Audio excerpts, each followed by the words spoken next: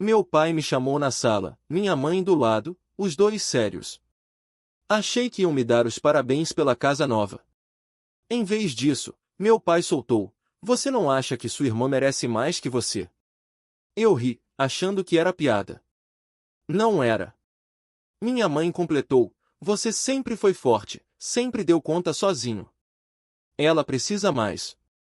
Pensa bem." Pensa bem? Eu pensei por 34 anos. E a resposta veio, não do jeito que eles esperavam. Tem coisa pior do que descobrir que seus pais têm um filho preferido? Sim, descobrir que você não é o preferido, mas é o único que eles acham que pode ser usado, cobrado, espremido até o osso, enquanto o outro só precisa existir para ser amado. Meu nome é André, tenho 34 anos, moro em Miami há 12 anos. E essa é a história do dia em que percebi que para minha família, eu nunca fui um filho. Eu fui um recurso. Vou começar de longe, porque se eu pular direto para a cena da sala, vocês não vão entender o peso daqueles 15 minutos. Não vão entender por que um homem de 34 anos quase chorou ouvindo o próprio pai falar sobre uma casa que ele mesmo construiu com as mãos, com suor, com solidão. Não vão entender por que eu ainda estava ali, servindo café na varanda para quem nunca me serviu nenhum prato de comida sem cobrar depois. Meu nome é André, tenho 34 anos, moro em Miami há 12 anos. E até outubro do ano passado, eu ainda achava que um dia meus pais iam olhar para mim e falar: "Filho, a gente tem orgulho de você." Ingênuo, né? Eu vim para os Estados Unidos em 2012 com 22 anos, um visto de estudante fajuto que um tio arrumou e uma mala que pesava menos que minha ansiedade. Meu pai nem foi me levar no aeroporto. Ficou vendo televisão na sala. Minha mãe deu um abraço seco, daqueles que não apertam, e falou: "Se cuida." Não tinha "vou sentir saudade", não tinha "volta logo", não tinha "te amo, filho." Era como se eu tivesse só indo pro ponto de ônibus, como se minha ausência de 12 anos fosse só um detalhe. E olha que eles tinham dinheiro, viu? Meu pai sempre trabalhou como gerente administrativo numa empresa de médio porte, minha mãe dava aula numa escola particular tradicional. Não eram ricos, mas nunca passaram aperto. Nunca faltou carne no almoço, nunca faltou viagem no fim de ano. Só que para mim, nunca sobrou. Quando eu pedi ajuda com material escolar na adolescência, minha mãe dizia: "Você tem que aprender a se virar, André. A gente não vai estar aqui para sempre." Quando eu precisei de um carro para estagiar no terceiro ano de faculdade, meu pai respondeu sem tirar os olhos do jornal: "Compra um usado, faz como eu fiz na sua idade." Eu fiz. Sempre fiz. Minha irmã, a Juliana, 2 anos mais nova, nunca precisou se virar.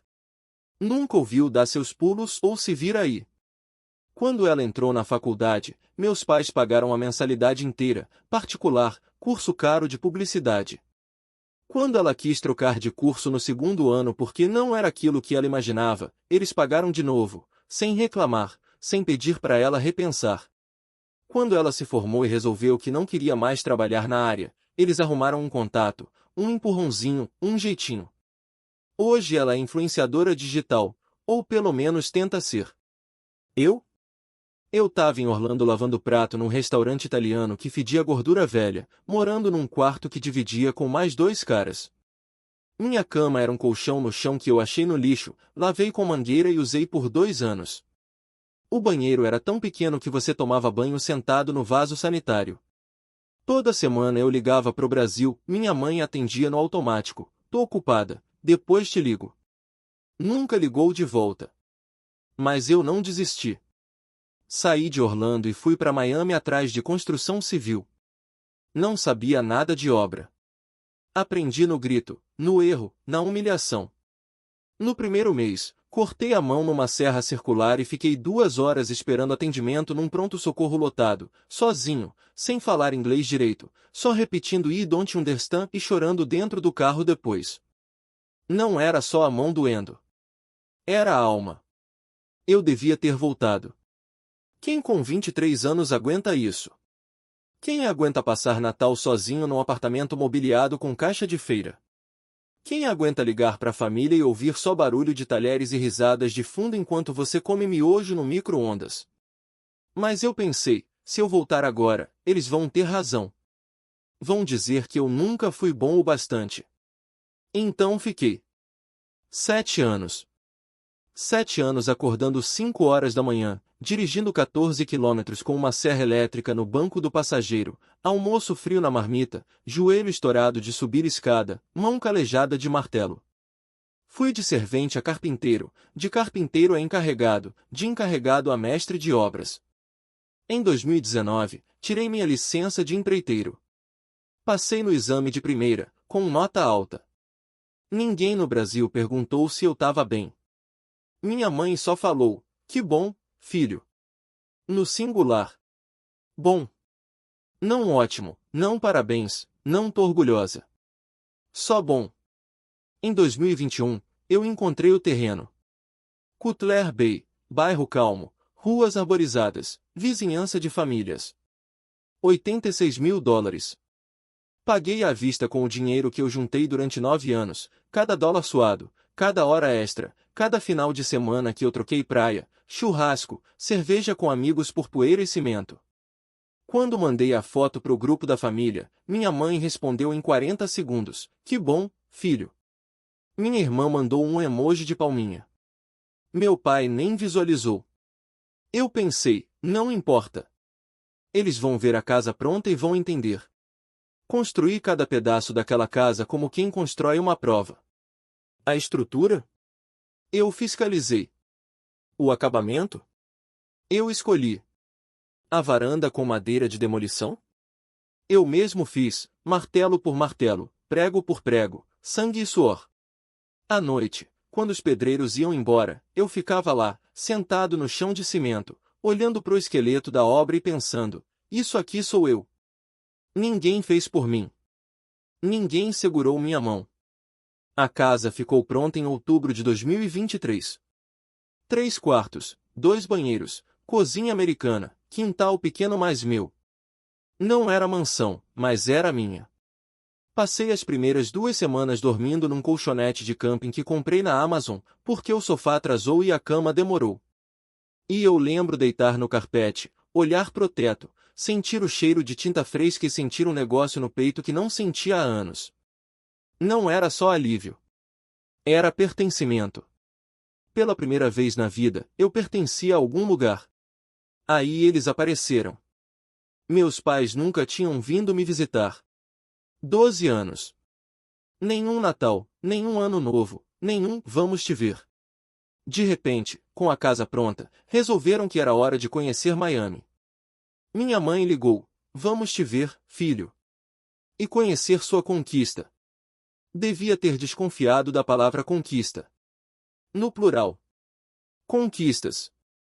Como se fossem várias. Como se a minha casa fosse só a primeira de muitas que eles poderiam usar. Elas chegaram numa quinta-feira. Eu tirei folga, passei cera no chão, comprei cerveja boa, preparei um churrasco. Até bolo de aniversário eu comprei, mesmo sem ser meu aniversário. Queria que eles se sentissem em casa. Queria ouvir, pela primeira vez, que eu era suficiente. Na sexta, levei eles em South Beach, Key Biscayne, no mercadinho cubano que eu gosto. Meu pai só reclamou do trânsito. Minha mãe disse que estava muito úmido. Ninguém perguntou como eu estava, como tinha sido a obra, se eu estava feliz. No sábado de manhã, eu fiz café. Coloquei a mesa na varanda, com pão de queijo que eu tinha comprado congelado e assado com carinho, com manteiga, com café coado na hora. A brisa estava leve, o sol batendo de leve, os passarinhos cantando. Eu pensei, agora vai. Meu pai limpou a garganta. André, a gente precisa conversar uma coisa séria com você. Minha mãe baixou os olhos pro café. Eu coloquei o copo na mesa. Respirei fundo. Fala, pai. Tô ouvindo. Ele respirou fundo. Olhou para casa, não para mim. Olhou para os móveis que eu escolhi um por um, pro quadro que eu comprei num brechó e restaurei, pro piso que eu mesmo ajudei a assentar. Olhou pro suor de 9 anos. E aí ele falou. Essa casa é muito grande para você sozinho, não acha? Eu demorei 2 segundos inteiros para processar o que ele tinha acabado de falar. 2 segundos que pareceram 2 horas. O sol continuava batendo na varanda, os passarinhos ainda cantavam, o café ainda estava quente no meu copo. Mas alguma coisa mudou dentro de mim. Alguma coisa silenciou. Alguma coisa quebrou. Pai, essa casa tem 3 quartos. É uma casa de família. Um dia eu vou casar, ter filhos, construir minha vida aqui. Não é grande demais, é do tamanho certo. Ele nem pestanejou. Pois é família. Você pensa em casar quando? Tem namorada? Alguém sério? Aquela pergunta veio atravessada, não era preocupação legítima. Era um argumento disfarçado. Ele não queria saber da minha vida afetiva. Ele queria um buraco na minha defesa. Eu não tinha. Fazia 2 anos que eu tinha saído de um relacionamento de 4 anos, uma mulher que me amava mais que eu não conseguia amar do jeito que ela merecia. Eu estava sozinho por escolha, por terapia, por necessidade. Eu estava me reconstruindo antes de tentar construir algo com alguém. Mas como explicar isso para um homem que nunca fez terapia, que nunca admitiu fraqueza, que nunca sentou comigo para perguntar como eu estava? Não agora, pai. Mas isso não significa que eu vou ficar sozinho para sempre. Isso não significa que essa casa é um exagero. Ele me olhou nos olhos pela primeira vez desde que chegou. O olhar dele não era de orgulho. Não era de compreensão. Era de impaciência. Era de quem já tinha decidido o veredito e só estava esperando eu me render. Então. Sua irmã precisa mais que você. Silêncio. Eu virei pro lado, para minha mãe. Ela ainda não tinha levantado a cabeça do café. Os ombros dela estavam curvados, as mãos dela estavam entrelaçadas em cima da mesa. Ela sempre fazia isso quando não queria encarar uma briga. Ela sempre se fazia de invisível quando as palavras dela podiam ser cobradas depois. Mãe? Ela levantou os olhos devagar. Não eram olhos de quem estava constrangida. Eram olhos de quem já tinha ensaiado isso no avião, no hotel, no caminho até aqui. A Juliana tá passando por um momento difícil, André. O apartamento dela é alugado, o namorado não quer casar, ela não tem estabilidade. Você sempre foi tão forte, sempre se virou. Ela não se virou porque vocês nunca deixaram. A voz saiu mais alta que eu esperava. Minha mãe estremeceu. Meu pai franziu a testa como se eu tivesse cuspido na mesa. Não é culpa dela. A vida é mais difícil para a mulher. Eu quase ri. Quase. Mas não era engraçado. Era trágico. Mais difícil? Ela fez 2 faculdades pagas por vocês, nunca trabalhou um mês na vida, mora num apartamento de R$ 4.000 de aluguel que vocês ajudam a pagar, e eu que tenho que dar minha casa para ela? Ninguém disse dar. Disse repensar. Meu pai endureceu o tom. Agora ele estava na defensiva. Agora ele não era mais o pai preocupado, era o patriarca desafiado. Você pode vender essa casa, ajudar ela a comprar um lugar melhor, e você recomeça. Você é novo, tem saúde, sabe construir. Ela não. Recomeçar. Essa palavra entrou nos meus ouvidos como caco de vidro. 12 anos. 12 anos de obra, de solidão, de silêncio. 12 anos mandando dinheiro em Natal que eles nunca pediram, mas eu mandava mesmo assim, porque queria ser visto. Porque queria ouvir um obrigado, filho. 12 anos esperando na fila do supermercado com meu uniforme sujo de massa corrida enquanto via famílias inteiras fazendo compra junto e pensava, um dia os meus vêm me visitar. E agora estavam me pedindo para vender minha casa. Para minha irmã que nunca pegou no martelo. Para minha irmã que nunca acordou 5 horas da manhã com cãibra na perna. Para minha irmã que nunca precisou escolher entre comprar pão ou pagar conta de luz. Não. Minha mãe levantou a cabeça. Os olhos dela marejaram. Sempre funcionava. Sempre. André. Não, mãe. Nem vendo, nem empresto, nem dou. Essa casa é minha. Eu fiz. Sozinho. Com minhas mãos. Ninguém colocou um tijolo, ninguém assinou um papel, ninguém segurou minha mão quando eu tive medo. Agora que tá pronta, vocês querem que eu entregue de bandeja. Meu pai respirou fundo. Lento. Controlado. O olhar dele mudou. Não era mais pedido.